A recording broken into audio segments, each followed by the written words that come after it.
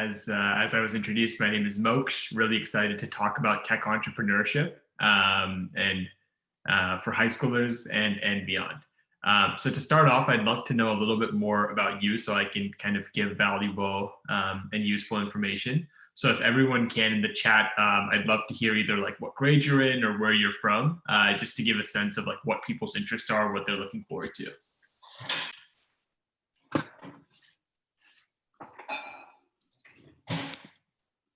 So I'll keep on going once those are coming in, but would love to eventually during Q&A get to know a little bit more about you. So to go ahead and start off, I'd like to just establish why you should even think about tech entrepreneurship. So entrepreneurship is formally defined as the activity of setting up a business or businesses, and most importantly, you're taking on financial risks in the hope of profit. On the other side, tech entrepreneurship is the meeting point between simply dreaming up cutting edge technologies and actually developing them to become successful and sustainable from a business and technology standpoint. So the best way I like to describe the difference between tech entrepreneurship and other entrepreneurship is if you consider something like Zoom versus Walmart. For something like Walmart, let's say you open the first Walmart store, it's successful, and you want to open another one. It's going to take half a year to open it. You're slowly going to improve Walmart, and it's going to take decades for you to build Walmart to where it is today. On the other hand, if you take a business like Zoom, it's all built using code and on laptops, and it's deployed virtually. So the day you build Zoom, of course, you're going to have to continue building it. But the day you build Zoom, anyone across the world can use it. So technology really enables it to become universally accessible. And it just enables you to so quickly replicate what you're doing, which brings me to some of my first few points that really excite me about tech entrepreneurship. The first is scalability. I think that what makes tech entrepreneurship special is whenever you do anything with technology, it's extremely repeatable. And that's something that you're just not going to see in other types of physical businesses. I'm a big believer in software is eating the world. If you look at every single industry or every single thing that's being worked on today, there's some aspect of technology being immersed into it. And if it isn't, that's an industry that has the opportunity to grow. What makes technology special is when you have code or you have the ability to create a product, there are quite literally endless possibilities. There's very few boundaries, and even those boundaries every few years are being broken. So it's a really exciting time to see how we can take some of the best advances in technology and apply them to some of our biggest problems today. And the fastest is that tech entrepreneurship is fast and cheap. If any of you wanted to start your own Walmart or other store, that would require a significant amount of investment, a significant amount of time. And yes, tech entrepreneurship requires that too, but the iteration cycles are much faster and cheaper just by the kind of ubiquity of how much is available today. So to kind of start off a little bit about myself, my name is Moksh. I'm a senior at Penn in this program called M&T, which stands for Management and Technology. All of that's a really fancy way of saying I'm doing a dual degree where I'm studying computer science from the engineering school and management from Wharton. I was born in India, but grew up in the Bay Area.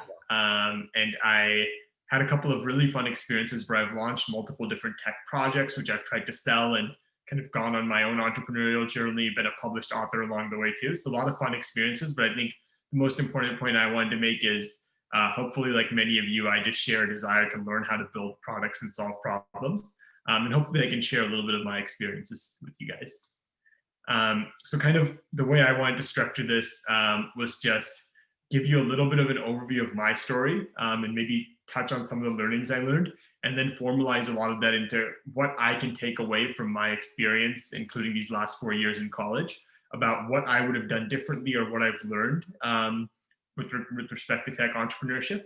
And then I think we can spend the last 10 to 15 minutes doing Q&A about anything. It doesn't really have to be tech related. It can be school, life, and so on and so forth. And if you have questions along the way, feel free to throw them in the chat. I'll keep an eye up here. So to start off, a little bit about my story. So as I mentioned, I grew up in the Bay Area. So as you can expect, I was surrounded by a lot of technology.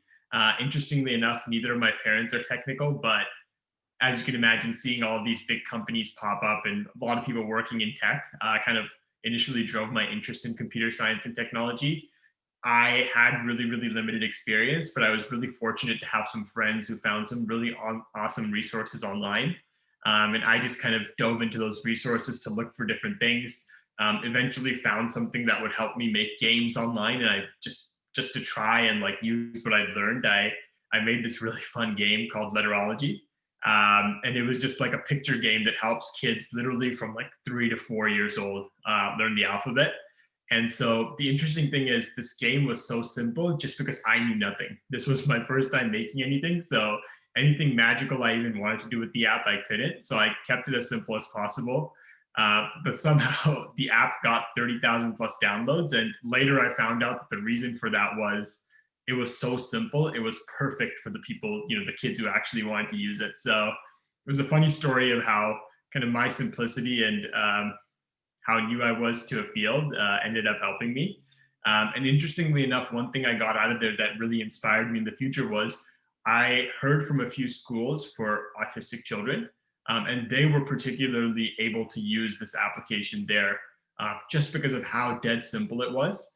And that's what really kind of excited me about how you can use technology in different ways, and gave me some principles about like focusing on simplicity and really thinking about the end user and the experiences they're going through before making something. Kind of carrying forward to high school, a lot of my time in high school was just spent exploring, figuring out what interested me. One kind of interesting experience I had, which carried throughout a lot of high school, was, as I mentioned, I grew up in the Bay Area, so I wanted to learn a little bit of computer science. Unfortunately, my school, even though it was just 20 or 30 minutes away from headquarters of companies like Facebook and Google, just didn't teach any computer science classes. I eventually went through an experience where I was so kind of jealous of my friends at other schools who were able to learn, that I self-taught myself computer science and tried to see what I could do in terms of helping other people. Turns out I had a lot of friends at my school who went through a similar experience. And so I wanted to kind of take all this content that I'd accumulated and started making just to teach myself and teach it to my friends. So went through a really interesting experience there. Some things to highlight there. The first was I eventually realized I wanted to create my own course, or perhaps some sort of textbook. And I just didn't have the financial support I needed to do that. I was a little uncomfortable asking my parents. And so what I did was I just spent like one of my winter breaks just cold calling and cold emailing leaders at different tech companies, telling them, hey, I want to spread computer science education. Eventually, Udemy ended up like paying for all the production of all of the course in the textbook, in kind of a win-win situation. So what I kind of got out of that experience was I ended up writing this 450-page textbook, which is available on Amazon, and an 11-hour course, which is free on Udemy. And that was like my comprehensive guide to studying computer science. And my primary inspiration, and probably only inspiration for that, was just it was a problem that I faced, and I knew the frustration of not being able to learn something I wanted. And that was my way of kind of paying it forward. So today the course is still active. I still love to remain involved. I really enjoyed teaching through that experience, with a little bit over 35,000 students. And finally, after this experience, I thought about the journey I went through to figure out how to make this curriculum, and realized that this could be scaled a lot, because I kind of went through a lot of those hurdles to figure out how do you publish a book, how do you record a course, how do you engage with an audience. But after figuring those things out, I felt like those learnings were really transferable. So I started No Stoppin' as an organization where students like yourselves in high school who were experts in fields or really interested in fields could build and share their own curriculum. So if that's something that interests you, that project is very much still alive, and I'd love to work with you. So feel free to shoot me a message. Moving on to college, I ended up at Penn. And I kind of, by that time, through the experience of creating that curriculum, realized I really enjoy working on products and projects that solve tangible problems. And that's what attracted me to tech entrepreneurship. So at Penn, I felt like the M&T program was a perfect fit because it was giving me the business skills as well as the engineering skills I thought would be most useful for what I wanted to do in the future. And so during college, I tried to spend a lot of time working on side projects and little small businesses to gain more experience. And so the first one was Store with Pen, which came out of this personal inspiration where, interestingly enough, as a student from California on the East Coast, every summer I would have to kind of store the stuff in my dorm with the storage company. Now, because I had to and I had no other choice, these storage companies provided horrible service, charged crazy amount of fees, and it was just not a pleasant experience. What me and my roommate actually ended up working on, he was also from California, was we wanted to connect people living on campus with other students living off campus, and let the people living on campus just store their stuff in like the basements or the closets of kind of other people living nearby. And so it was kind of like think of it like an Airbnb for college summer storage. Um, Really interesting experience. Did a lot of customer research to figure out pricing and need before writing a single line of code. Ended up running it spring of 2019, processed over $10,000 in revenue, which I think was just a testament to how poor the storage experience was before. Had a lot of fun. As you can see in the picture on the bottom right, that's my roommate. These were how we filled up so many basements of different students living off campus with boxes. And we did a lot of things that didn't scale just to validate this, where we were physically moving everything around and organizing it. It's a really interesting learning experience. One of the mistakes here was not realizing that the business was seasonal. So after we finished this in spring of 2019, just processed 10,000 in revenue, we were extremely excited. And then we realized we had to sit on our butts for another year. So that was a little bit of tough, and that's where I think we would have liked to have more foresight. The second project I worked on was in a completely different direction. This one was called CodeFlow. It was a tool for engineers to build walkthroughs and document their code bases. I won't dive in too much into the problem or the solution, but the inspiration from this actually came from an engineering internship I did at Facebook. This was a little bit of a different experience, right? The before one, I knew exactly who the customer was because I would be the customer myself. Other college students were the customers. In this case, we were trying to sell this to big companies or established companies. And that was such a different experience. So we were able to raise a little bit of funding here, learned how hard it is to sell from business to business. And we learned the importance of kind of experimenting and trying different things. And multiple different kind of valuable experiences along the way that weren't just purely tech entrepreneurship, but I think helped me a lot. And I think the point I just want to make with this is like, there's so many other things that I felt like went into my experience in terms of teamwork, persuading each other, just immersing myself into an entrepreneurial environment, or gaining inspiration. I feel like all of those things are so important. And so I think it's like there's a lot to be said about just having a diverse set of experiences to grow all of that. So I see I have a message or a question from Kenneth. Have you continued developing and improving the projects you worked on in high school? Yes, fortunately I have. So two different things here with the textbook, Decoding AP Computer Science A. I still regularly tutor people who use the course, and I'm always iterating on the curriculum because College Board changes AP requirements, and hoping to work on a second edition of the book as I gather more feedback. For No Stoppin' is what I've devoted my time even more to because I wanted to see people replicate what I did for subjects that they knew better than most people. And so there actually worked with a high schooler in Colorado to launch a book on iOS programming, working with 2 freshmen at Stanford right now to launch a book on science research in high school.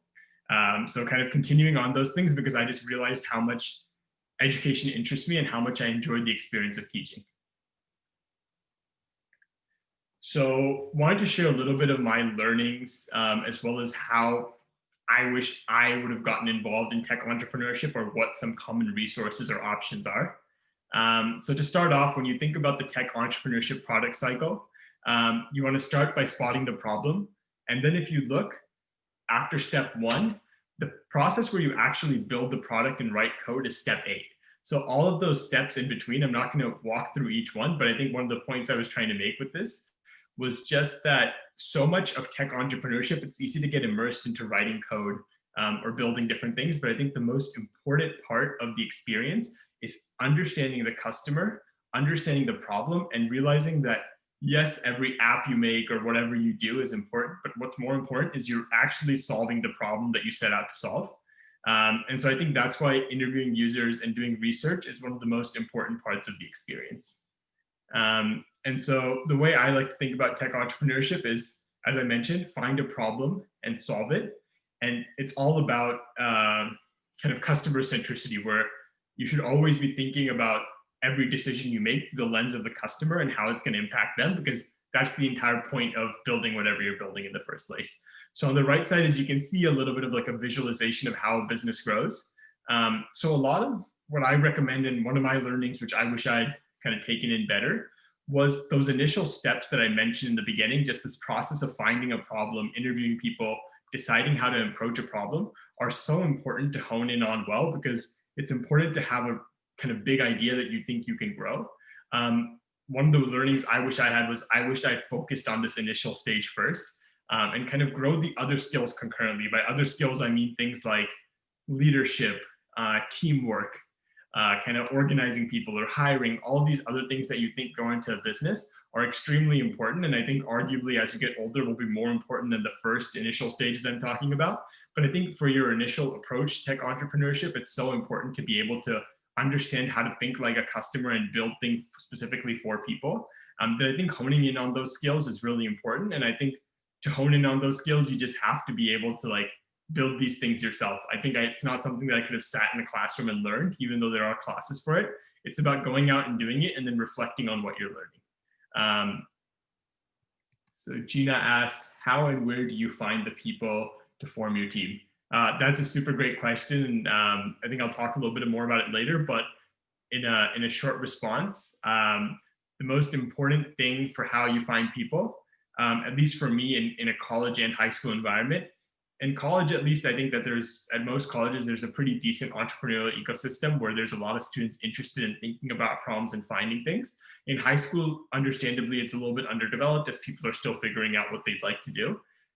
What I found mostly was some of my closest friends, oftentimes my roommates, were just people who I could say like, oh, I hate this storage experience, for example. And when we bonded over how much we hated a problem, and we realized we'd love to solve this problem, that's kind of how the best partnerships and initiatives are formed, because just both of us are so into it. So I guess one of the ways of finding people to work with is just the people you're surrounded by.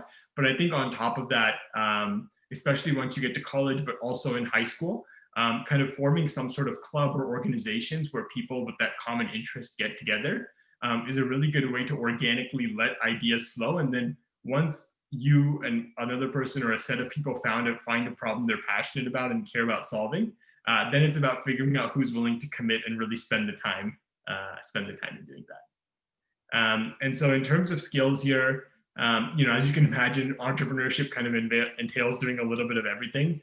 So, of course, you need a little bit of business knowledge. You may need a little bit of tech knowledge if you're going for something technological. And then I think leadership, the ability to lead a team and organize people, is where it's at.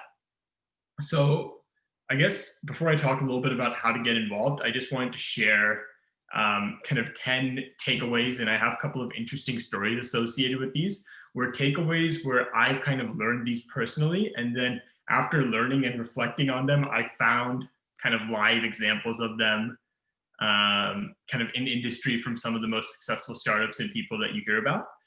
So I'm going to kind of go on these kind of in no specific order, but some of them are debunking myths, some of them are just general learnings. So the first one is that being technical is not essential, but it certainly helps. So when you think about tech entrepreneurship, often you imagine something like Snapchat or Amazon or Facebook. And the first thought that a lot of people have is, how am I going to build this thing? How am I going to make this thing a reality? And so a lot of times one of the myths associated with technology is, or with tech entrepreneurship, is that you need to be able to write code yourself to be able to build products. So my take on this and the general take on this is, it's not essential, but it certainly helps. If you're someone who's starting a tech company or a tech startup, chances are after the first few months of the startup, you're not going to be the person writing the code. But having an understanding of how the product works, since that's the core business of the company, is absolutely essential. But I think there's numerous extremely successful examples of people who were not technical, but had vision and cared about technology and were able to be successful. Anyone from Steve Jobs, or someone who was the co-founder of Nextdoor, and so on. But I really like to think of Elon Musk here, because he's someone who, it's not like he's building the cars for Tesla himself, or he's building the rocket ships for SpaceX himself. But most importantly, he does have that vision and drive, and he's able to talk and communicate with engineers, which drives the company forward. And so the second takeaway I have here is, think critically about what's around you and be willing to explore. One of the best stories I think about here is with Amazon. When Jeff Bezos started Amazon, he was before working at a hedge fund called D.E. Shaw. He would talk with the CEO of the hedge fund a lot, where they would just discuss this new thing called the internet and how life could change with it. It's a lot of, I think, Amazon's success today is Jeff Bezos's willingness to just think and postulate about how the world could look like with internet. And once he had an opinion formed about what he think it could look like, he thought about what can I do to bring it forward. And Amazon wouldn't be alive today if he wasn't willing to really examine what was around him, examine what was emerging, what wasn't, and be willing to explore. And the third thing here is it always comes down to the problem or the industry. More than anything, it's easy to think, about different products or different startups or different options. But oftentimes it's just the problem or the industry that you're working on that matters the most. So think about simple solutions to big problems in big industries. Those have kind of been the most successful. Cool. And so Tiffany, I see your question. I'm going to punt that to the Q&A since I think that'd be more relevant there. And Jen, what kind of advice do you have for parents to ensure their kids develop in high school and college for tech entrepreneurship? So Jen, why don't I, at the end, I talked a little bit about how to get involved in some resources, and then I'll latch on to what I'm saying there with a few more answers and get to that question as well. Thank you for the questions. So moving on to the next takeaway, the hardest part of this process is not building the product. It's finding product market fit. It's doing sales. It's doing go-to-market. So what I'm trying to say here is when I initially tried to build my own things, I was always intimidated by, if I want to build the next Facebook, how am I going to actually build Facebook? I can't imagine how to actually code it up. Given the world we live in today with extremely talented engineers as well, that's not the hardest part of the process. Generally, people are able to find a way to actually develop a product. And once you have engineers or you're an engineer yourself, you're able to make it happen. The hardest thing is the reason that 95 or even higher, I think 98% of startups fail. It's not because they're not able to build the product. There's a few products which are so complicated, it's hard to build. Usually they fail because they're just not able to find a market that wants to use their product, a large market, or they're not able to sell enough, or they're not able to figure out how they can take their product to market. So even though there's kind of a running joke in the entrepreneurial community that business people are always looking for tech people to do the hard part of building a company, and I think the technical work is extremely essential. I'd argue that the business or the market risk is kind of the biggest hurdle or what holds people back. So I think it's important to kind of get an understanding of both sides and not push away understanding the quote unquote business side. And the fifth takeaway is you have to love the problem and industry to do it. So here actually I interned at a healthcare startup called Nuna this past summer. And this startup has been around for 10 years, and it's in the healthcare industry and one of the most slow moving and kind of antiquated industries we have today. The CEO, she founded this because her younger brother faced medical issues growing up, and her family had the absolute kind of most painful experience going through different hospitals and medical systems and so on and so forth. And she took all of that and figured out how she could solve it. And that drive to solve it is still with her 10 years later. And that's what keeps her going. Imagine on working something just heads down for 10 years and knowing you're slowly making progress. I think that's why you really have to love the problem and industry you're in before diving in. One other really good story I'd like to give, and this talks a little bit more about why product market fit is important, is DoorDash, which I'm sure many of you have used. When they started off, they just started off as like the Palo Alto food delivery network. And what they would do is they didn't build a product, they didn't do anything. They figured out how to find product market fit. So they would spend all of their days spending 12 hours just talking to different restaurants, figuring out what their biggest problems were, why they weren't doing deliveries, and so on and so forth. And even when they released DoorDash, at first it was completely manual. They just set up a page and someone would be like, I want food. And then they would pretend to be the drivers and text them, hey, I'm on my way, or stuff like that. So everything was done extremely manually. But once they found some sense of there being a market and interest, then they put the investment into building the product. And that was certainly doable once there was interest. And kind of the sixth takeaway here is to bet on the people, not on the idea. So one really fun example I like to think about here is with Airbnb. Airbnb was famously rejected by over 100 investors who I'm sure could wish they could take their decision back now. But before Airbnb was a household name and a household experience, no one really believed in the idea. And so the funding that the Airbnb co-founders did initially get was actually from people who bet on them, not necessarily their idea. So one of the co-founders of Airbnb, Brian Chesky, who's also the CEO, has mentioned that they were kind of spending every cent they had on Airbnb. And when they were struggling and they just weren't making money, they were kind of living kind of check to check or dollar to dollar. They actually, this was around the 2008 election. They made cereal based on the two presidential candidates running at the time and just sold it online. And that turned out to be vastly more successful than what they were trying to do with Airbnb at the time. But this ended up earning them a couple of tens of thousands of dollars that they immediately just reinvested into keeping Airbnb running. I think the important takeaway here is you want to bet on people who really believe in what they're working on, because those are the people who end up being successful. Oftentimes with startups, people change ideas, change tracks, but I think the people always remain the same. And so a lot of kind of famous investors and people have always talked about how it's the people that drive the startup, not the idea or the problem. And that's who you want to bet on. And kind of last four takeaways here. One is just take advantage of tech entrepreneurship. You really want to iterate quickly and learn to run experiments and hustle. One of these examples I like to give here is Opendoor is a startup that allows people to basically sell their house online and just list your house immediately. And so you can imagine that probably takes a lot of work to set something up like that. But by running experiments, they were able to figure out very quickly that it was something worth working on.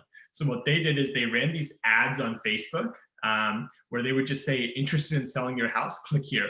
And then they would have people click on these ads and fill out a form saying like, this is my address, this is how much I want to sell for, this is like some of the specs of the house. And then the person would be like, submit, like, I'd like to list my house. And then they'd be like, oh, this was just an experiment to see if people are interested. And so by having people go through that entire loop of literally signing up and reaching the point where they can put their payment information, showed that people were so interested in using it that then they decided, okay, it's worth kind of actually spending the couple weeks or months or however long it takes to actually write this code and make this a product. But instead, imagine if they had just done that and like spent months doing it, they release it and no one uses it. So a lot of wasted effort. So I think it's really important to iterate quickly and run different experiments. The next one is thinking about working on problems that personally affect you versus someone else's problem. A really cool example of that is Slack. Before Slack became Slack, the company was actually a gaming studio trying to build a game. And one of the biggest problems they had was team communication. So they ended up building like the first version of Slack just to use themselves because it was such a big problem that they faced. As you can imagine, since the game didn't work out, they were trying to think of what else to work on. They put out their internal communication tool just for a few people. People loved it, but the reason they kept going on it was because it was a problem they had faced and they really understood. The next takeaway is taking advantage of your age. I think that one of the things that's underrated about doing tech entrepreneurship earlier, especially in a high school or college level, is how many more people are willing to listen to you or give you a chance just because of your age.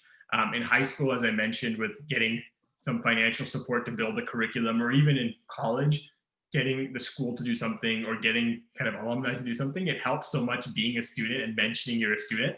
And I can give more examples of this later, but I certainly encourage taking advantage of that.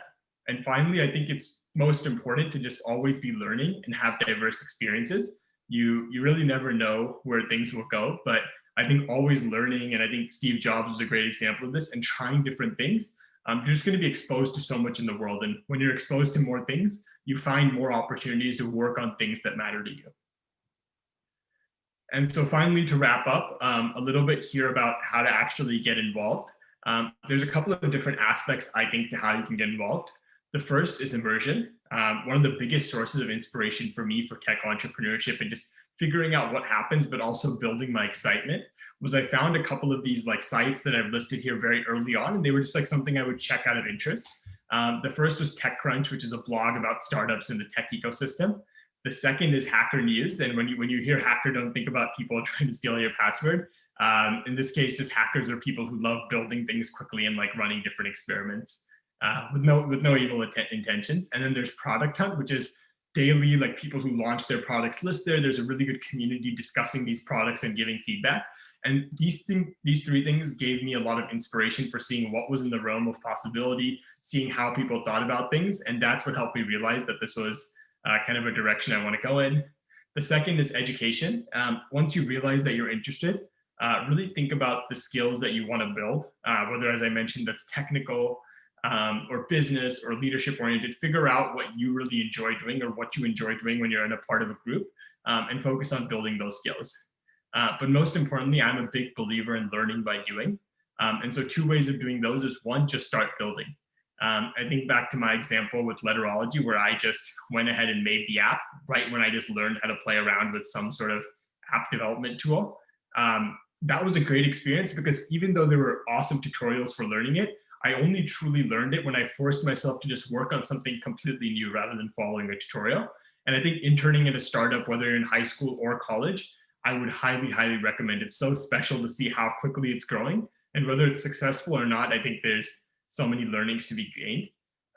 The next is to explore. One thing that I wish I would do better, and I've been trying to now, is finding more areas and problems that matter to you and having more of an open eye. And I think most importantly, just be flexible. Maybe you're interested in tech entrepreneurship now, maybe you aren't tomorrow. But it's important to just be willing to try different things, especially at a young age. And that's something that I wish I had done more of in high school and I was able to do in college. And so with that, thank you so much for listening. This is my email right here. Feel free to email me and get in touch if you have any questions beyond this as well, whether it's helping with something you're working on, something about colleges or anything else. I had a lot of people who helped me in high school, and I think the least I can do is pay it forward as much as I can. And so now I'm going to go ahead and take a look at the questions. Cool. So I'll start from the bottom up. So Jen asked, do you recommend business classes in high school if one is interested in business, or wait until college? I highly, highly recommend business classes in high school if one is able to. I have a younger sister who's currently in high school, and she mentioned she has a little bit of interest in business, but she has no idea what business classes actually entail when she gets to college. So having her take a business class helped her realize that actually she wasn't really a huge fan of what she was learning in business. But I think given just her like bird's eye view perception initially of what business was, she was a little bit more attracted to it. But I think taking the class was able to give her a really realistic impression. And then the second thing I'd recommend there is if there are any organizations, one of them I know is DECA or FBLA, which are these like business organizations for high school students. I was really involved in DECA, and that really spurred my interest in business. And it's just so funny, even though I'm finishing kind of 4 years at Wharton now, there's so much kind of parallelism between what I learned in DECA and what I learned at Wharton.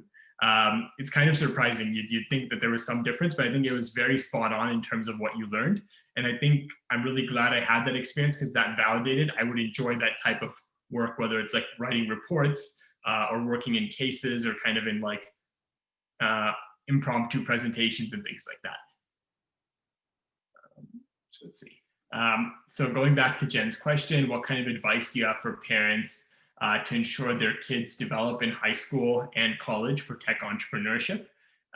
So I think that in terms of, I think high school and college are two different ball games. And the reason I say that is because at least the sense I get from both my college experiences, but also friends that have gone to a wide variety and diverse set of colleges, there's truly a lot more of a tech entrepreneurship ecosystem growing at these different colleges. And I think that if someone has interest there, they're at least able to get exposed.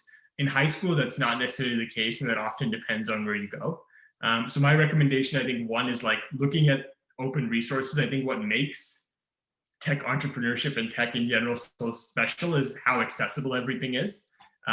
So many of the people I've met in college were people who just went down this wormhole of like finding different, like, you know, they started with Code Academy, learned how to code a little bit, then figured out how to make a website, like made a really fun personal website for them or their family, and then got really interested in a problem or something they wanted to make. And a lot of it was figuring it out along the way. But I think the biggest barrier, in my opinion, that prevents people from doing that is not having an idea of what's actually possible, or recognizing like what the different options are. And that's where I thought getting immersed into these websites and like, you know, there's obviously different cases, but like, you know, on Product Hunt, there's like, in my opinion, a regular stream of like 15 or 16-year-olds who just have self-taught themselves just out of interest, and they're building their own things and they're launching products. And these may not be world-changing products, but when they get feedback and they engage, I think they learn so much. And that to me was hugely inspirational. and just believing that I could do more than I was actually doing. And now going to Tiffany's question, how many universities, colleges did you apply to? What did you write your essays about? That's also a great question. So hard to remember how many I applied to. Honestly, as I can imagine, from everyone, it's like a difficult, little bit of a stressful time and time-consuming time. So I don't think about it too much, admittedly.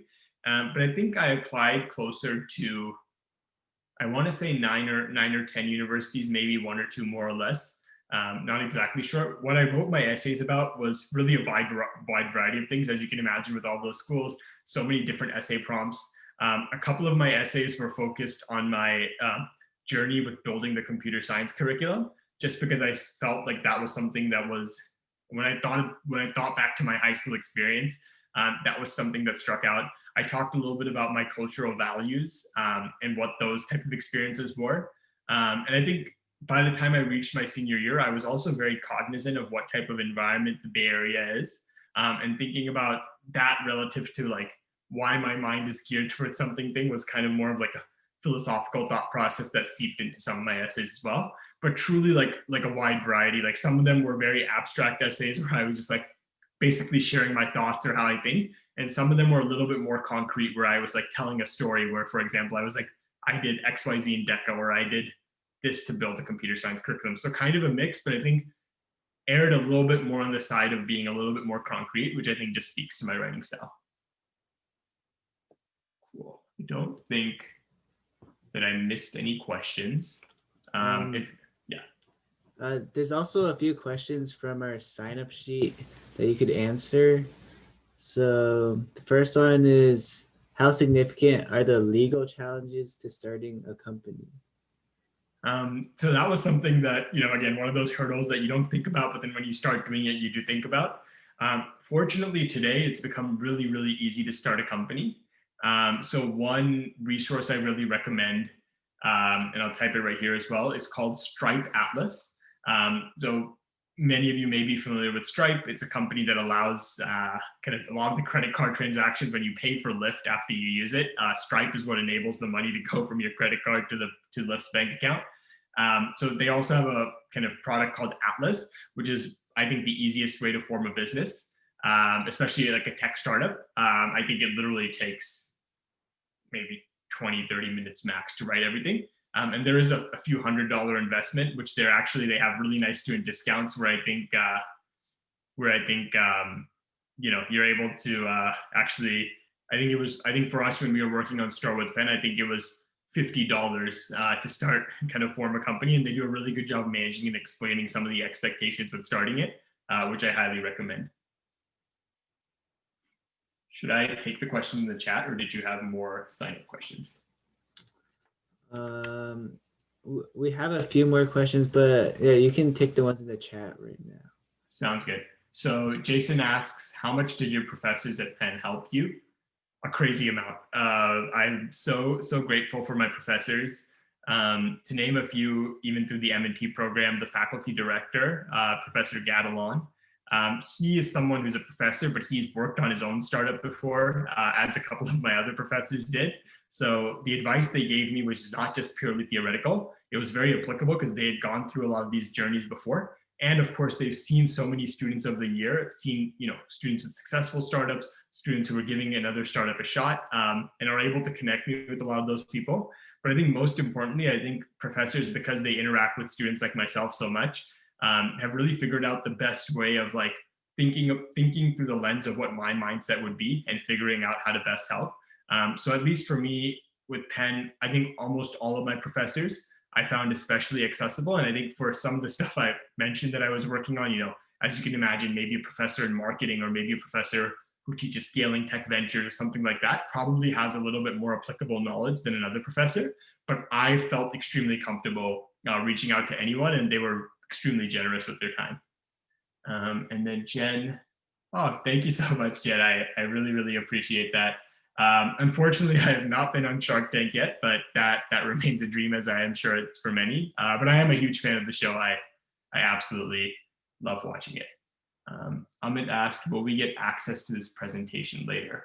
I can send a PDF to Mission InspirED, and I don't know if they can distribute it. I can also, let me see if I can share the link to this presentation right now and then just put that in the chat too. Yeah, we're recording it and we'll send it through email after as Okay. well. Yeah. Perfect. Then I'll send you the link then. Yeah. Okay. Yeah. Yeah, so I think we could just finish off with one last question. Maybe what was the hardest step for you to start a business? Sure.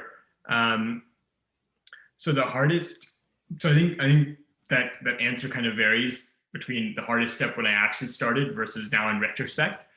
So in my impression, the hardest step to start a business was just, it felt like there was so much to do. And oftentimes when you're starting a business, you're not thinking about day 0 or day 1, you're thinking about day 1000 when it's a successful business. And you're like, how am I going to go from here to there? And I think it's really easy to get overwhelmed, because I personally did, where I remember when I was working on the storage business, we got the idea, and I'm like, dang, like, how are we going to turn this into something that just everyone loves and uses, and how are we going to get everyone using it?